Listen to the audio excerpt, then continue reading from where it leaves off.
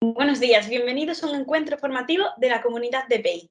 Hoy, Juanjo Fernández nos va a explicar cómo identificar y diseñar proyectos de innovación. Yo soy Fátima Rodríguez, encargada de la comunicación de DPI y de estos encuentros formativos, y os voy a presentar, antes de nada, a Juanjo Fernández. Juanjo Fernández es un ingeniero industrial con más de 20 años de experiencia implementando proyectos de I más D más I, y es socio de Eco3G, una empresa con 13 años de experiencia y más de 500 clientes, a los que han ayudado a gestionar más de 60 millones de euros. Sin más dilación, voy a darle paso ya a Juanjo para que nos muestre la presentación y el contenido de hoy. Juanjo, cuando quieras. Voy a ir rápido y es mejor casi que al final cualquier duda o cualquier inquietud que tengáis me la preguntáis y os intento ayudar, ¿vale? Entonces, primero vamos a ver un poco qué se considera innovación, luego vamos a ver cómo identificar un proyecto, una posible propuesta en el ámbito de vuestras empresas y luego ya rápidamente, pues qué agentes, quién financia, quién apoya la innovación y os daré unas pautas y unas herramientas para ayudaros con ello, ¿vale? Pues sin más, también empiezo con una realidad que no todo el mundo es consciente de ella, que es que cualquier empresa que esté en el mercado, sobre todo las pymes, que es el ámbito en el que nos solemos mover, pues tanto DPI como nosotros, y especialmente aquellas que fabrican algo, tienen procesos manufactureros, son empresas que hacen I+D+I, aunque a veces ni ellos mismos son conscientes de ellos. ¿Por qué no sos consciente de ello? Pues básicamente por falta de información o actualmente por exceso de información que hay tanta que no acaba de calar y también pues por lo que nos pasa a todas las pymes, por falta de recursos. Pero bueno, eso es una realidad que tanto DPI como Eco3G pues nos encontramos y que procuramos siempre ayudar a identificar. Os dejo aquí simplemente, como luego vais a tener acceso a la presentación, lo que es qué se entiende por I+D+I. Hay muchas definiciones, pero todas son muy parecidas. Y esta es la de la agencia tributaria. Simplemente comentaros que la definición está hecha con intencionalidad, manejando aspectos subjetivos. La I+D+I es subjetiva. Y sobre todo la I pequeña, la innovación, donde te comparas contigo mismo. Es decir, una tecnología o una metodología puede ser novedosa para ti, pero el vecino de enfrente la puede llevar utilizando años. Entonces, eso no será I+D, pero sí que es suficiente para demostrar innovación tecnológica. Entonces, con este ejemplo ya os podéis hacer una idea de que el ámbito, el campo de la I+D+I es muy amplio. Dentro de cada empresa, para identificar un proyecto susceptible de obtener retorno por I+D+I, pues hay que hacerse unas preguntas. Básicamente, ¿qué me diferencia de los demás? ¿Qué me diferencia de la competencia o del entorno?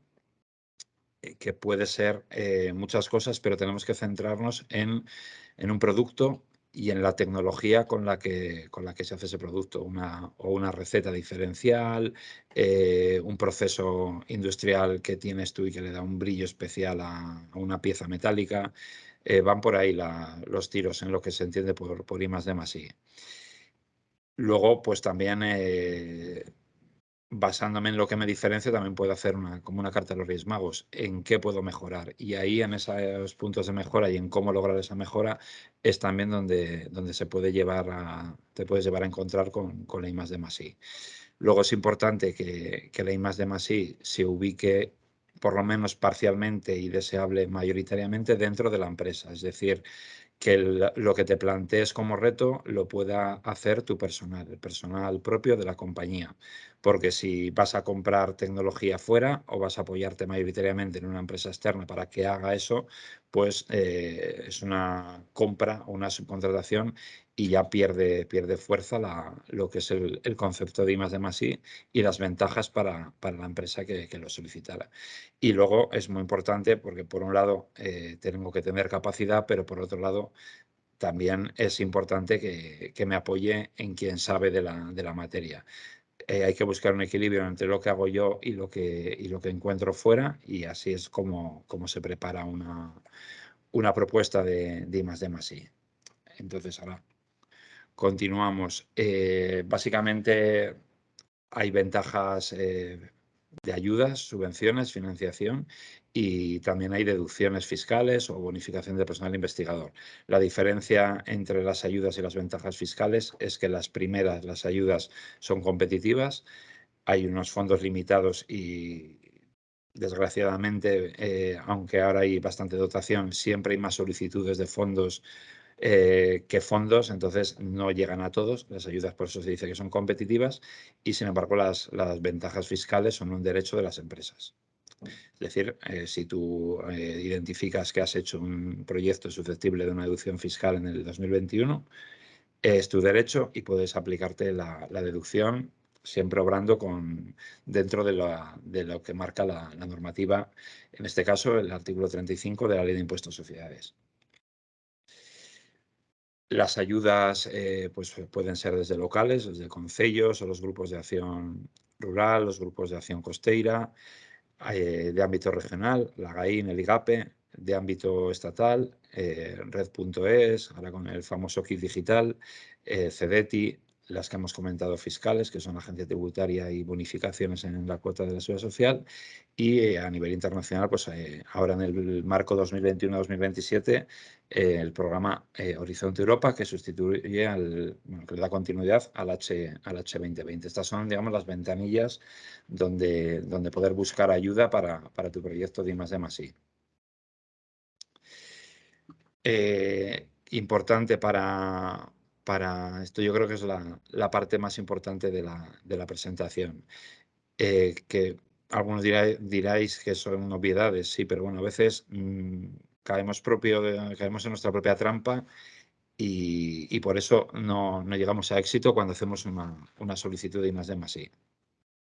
Es muy importante leer la normativa de la convocatoria a la que vamos, pero además leerla detenidamente, varios días, varias veces, y además, si es posible, que la lean varias personas de la organización, para luego poner en común pues, las conclusiones.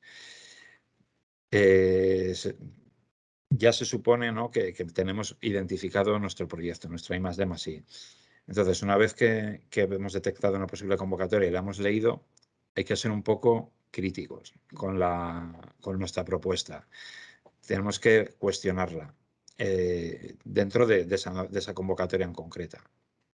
Podemos analizar una o varias convocatorias. Ahora que aparentemente hay tantas, que luego en realidad es que no aplica tantas a las pymes, pero cuando tú identificas una convocatoria, léete la normativa y confronta tu proyecto con esa normativa. Pero confróntalo sé un poco exigente para ver si encaja en la convocatoria. Es muy peligroso ir leyendo la normativa de la convocatoria e ir encajando tu proyecto a esa convocatoria. Tiene que ser un encaje natural. Tienes que ver cómo tu idea, tu propuesta, tu tecnología encaja naturalmente en lo que dice la convocatoria. Si ya tú mentalmente le vas dando vueltas a tu propuesta para hacerlo encajar, estamos condenados al fracaso. Y luego también otra cosa otra trampa en la que solemos caer es un proyecto que se preparó para una convocatoria X o la misma convocatoria del año pasado, pues sin más, como ya lo tenemos escrito, pues le hacemos ahí cuatro retoques y lo encajamos. Eso también estás comprando muchas papeletas para fracasar. A veces es mejor empezar desde cero que aprovechar textos o refritos de convocatorias.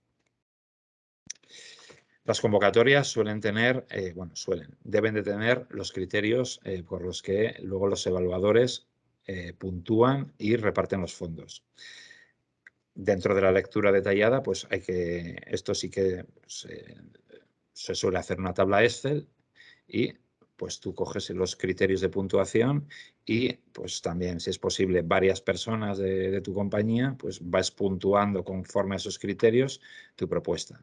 y a ver qué notas sacas. Además, es importante, es una posibilidad que tú cuando veas el proyecto ideal conforme a los criterios, te imagines cómo es ese proyecto ideal en esa convocatoria. Porque aunque parezca mentira, el proyecto ideal existe. O sea, va a haber alguien que lo va a presentar. Las convocatorias son muy competitivas y cada vez más.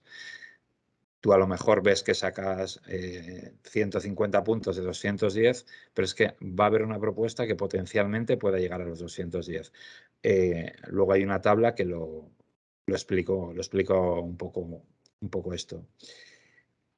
También es una buena táctica a tu competencia ubicar un proyecto o un producto que tú conozcas en la convocatoria, por si acaso crees que se va a presentar, y también pues comparas cuántos puntos sacan ellos. No puede ser tu competencia, puede ser simplemente una empresa de otro sector que tú conoces bien. Si se presentaran a esta convocatoria con esa nueva receta de conserva saludable que han sacado, ¿cuántos puntos sacarían ellos? ¿Cuántos puntos sacaría yo? Y luego también convocatorias de años anteriores o convocatorias similares, leer el tipo de proyectos, tanto los aprobados como a veces te sacas más información de los denegados. Pues tú ya ves que esa tecnología ya lleva presentándose varios años y que no está siendo financiada, o que se ha financiado muchas veces durante muchos años, entonces ya puede ser considerada madura.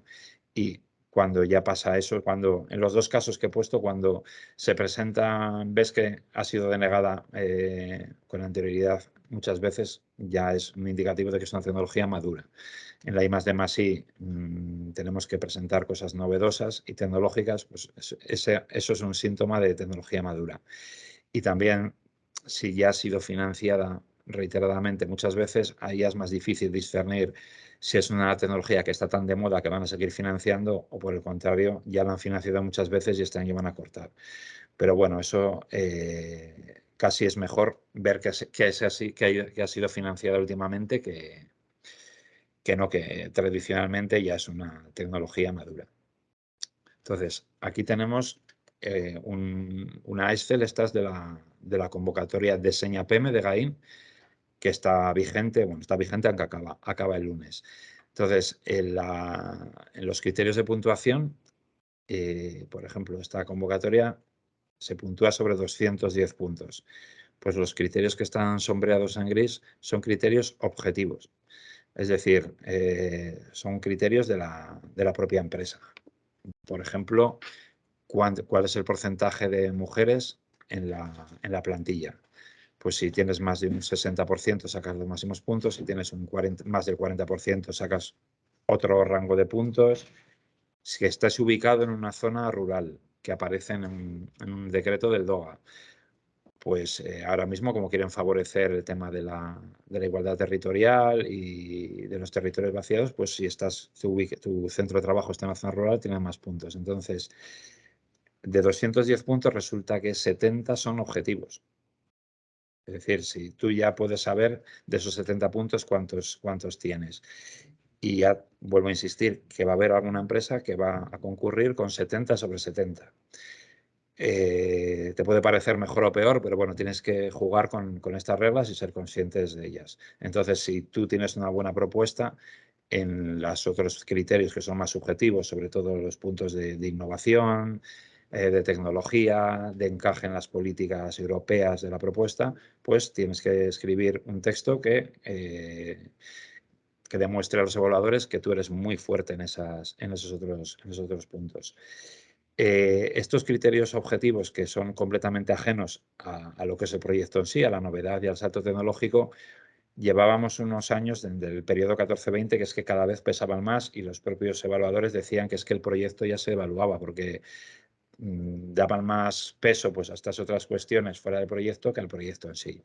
La tendencia ahora en este marco que va a ir del 21 al 27 es mantenerlos, no van a ir creciendo. Y por otro lado también quieren, bueno, ellos ya, los evaluadores ya saben que estos puntos son objetivos, los van a asignar a cada proyecto, a cada empresa, pero luego van a ponerse muy exquisitos con la parte tecnológica. Eso estas fuentes es Fedeti que son más abiertos con estas cosas. Entonces, bueno, pues sobre todo estos consejos de las 2-3 últimas transparencias es la parte más importante. Y ya por mi parte, pues quedan 2 transparencias donde simplemente pues comentaros que hay herramientas, bases de datos que te pueden ayudar a defender esos puntos subjetivos, pero que son los más importantes, sobre todo la parte de vigilancia tecnológica para demostrar tu novedad y tu riesgo, tu salto respecto a la competencia.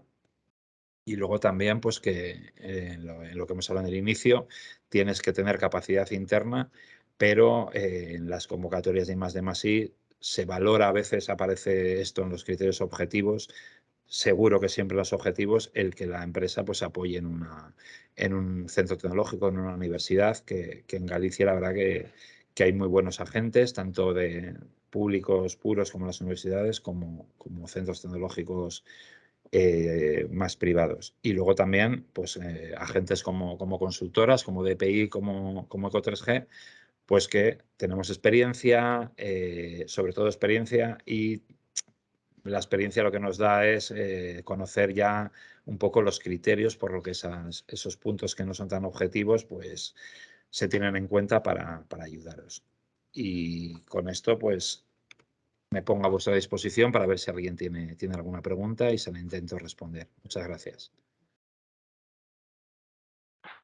Muchísimas gracias, Juanjo, por explicarnos así una pequeña introducción de este mundo de la innovación. Y nada, como os digo, podéis dejar a través del chat cualquier pregunta, o si no, incluso activaros el micrófono y lanzársela directamente, que estamos aquí en confianza. Entonces, después también aparte, si queréis pues, consultar alguna cosa en concreto, ya más larga, pues que están disponibles las tutorizaciones, que nos escribís a cualquier persona del equipo de DPI y ya os ponemos en contacto con Juanjo. Si tenéis ahí algún proyecto o alguna cosa en vuestra cabeza, pues os ponemos en contacto con él.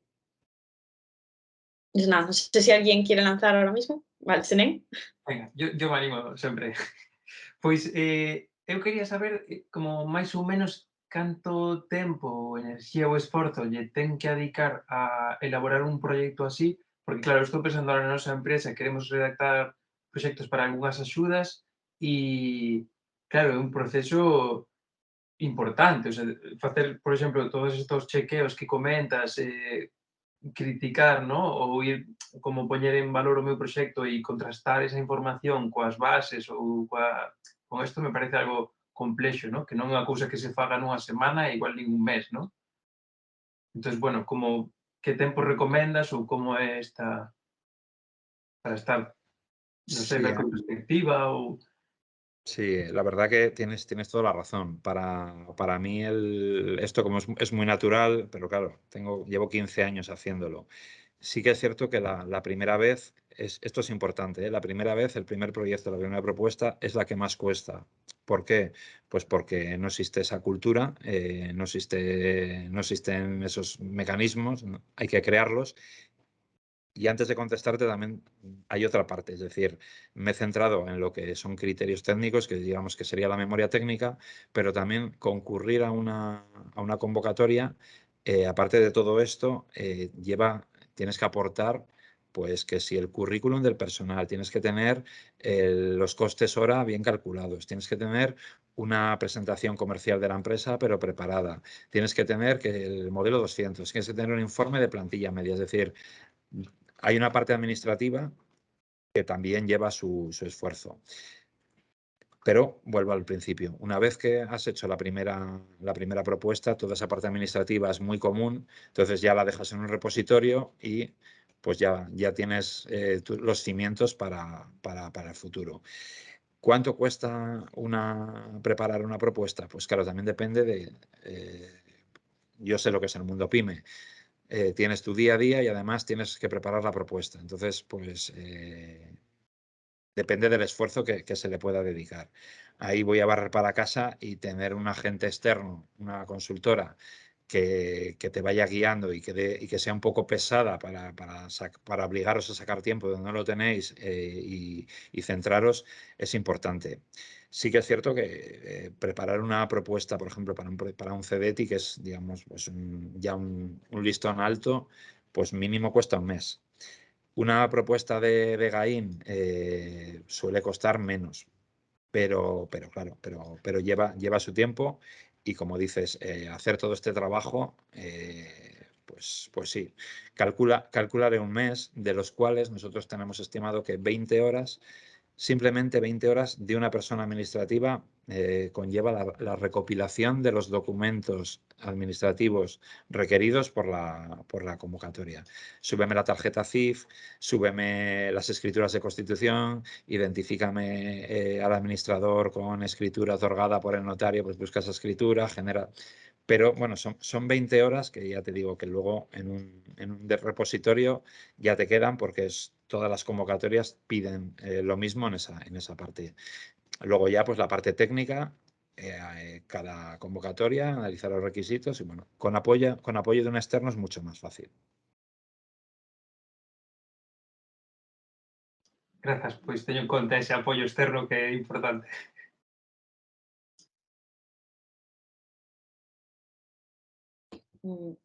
Vale, ¿alguna otra pregunta? Bueno, sí, Juanjo lo está pintando, a ver, que es complicado, pero por ejemplo en DPI nosotros sí que hemos accedido a un InnovaPM, que la herramienta de futuro con la que habéis trabajado para todo lo de Reacciona, esa aplicación donde están los cuestionarios, pues eso todo se ha desarrollado en un proyecto de innovación de DPI, porque eso hace 3 años no existía en DPI. Entonces sí que al final se pueden hacer pequeñas cosas que mejoren pues la experiencia, incluso porque lo normal es sobre todo producto, que sí, Juanjo, que presenten proyectos de innovación de producto, pero incluso servicios, pues también se puede innovar ahí. Sí, pero bueno, también, y además el proyecto de InnovaPM de DPI lo cuestionamos bastante, es decir, salió muy bien precisamente porque se sometió a una labor de cuestionamiento importante.